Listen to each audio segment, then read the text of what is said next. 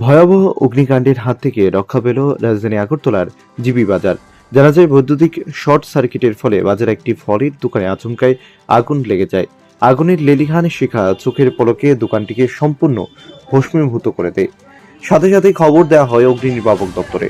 খবর পেয়ে ছুটে আসে দমকল বাহিনীর 3টি ইঞ্জিন। দমকল বাহিনীর দীর্ঘ প্রচেষ্টায় আগুন নিয়ন্ত্রণে আসে। এই অগ্নিকাণ্ডের ফলেও অল্প বিস্তর ক্ষতিগ্রস্ত হয় পাশের দুটি মিষ্টি দোকান।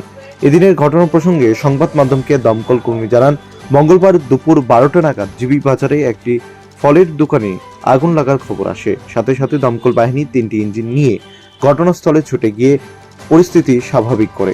দীর্ঘ প্রচেষ্টার পর আগুন নিয়ন্ত্রণে আসে এবং বিদ্যুতের শর্ট সার্কিট থেকে আগুনের সূত্রপাত বলে জানিয়েছেন তিনি। এই ঘটনায় এলাকায় চাঞ্চল্য বিরাজ করছে। মানে আপনি ছিলেন এখানে, কি দেখেছিলেন?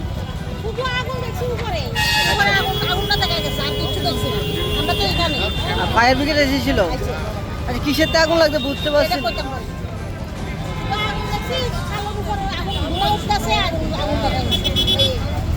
আচ্ছা, ফায়ার তার ভিতরে ঢুকছি না, কোন জায়গায় কিটা করছে না হয়েছে। কিসের দোকান ছিল এটা? এটা ফলের দোকান। এই জায়গাটার নাম কি? হ্যাঁ, এই জায়গাটার নাম কি ধরে? জায়গাটার নাম কি? জায়গাটার নাম কি? জিবি বাজার। জিবি বাজার। আপনার নাম? আমার নাম হচ্ছে রীতা দাস। ও, আপনি ছিলেন এখানে না? আমার দোকানে।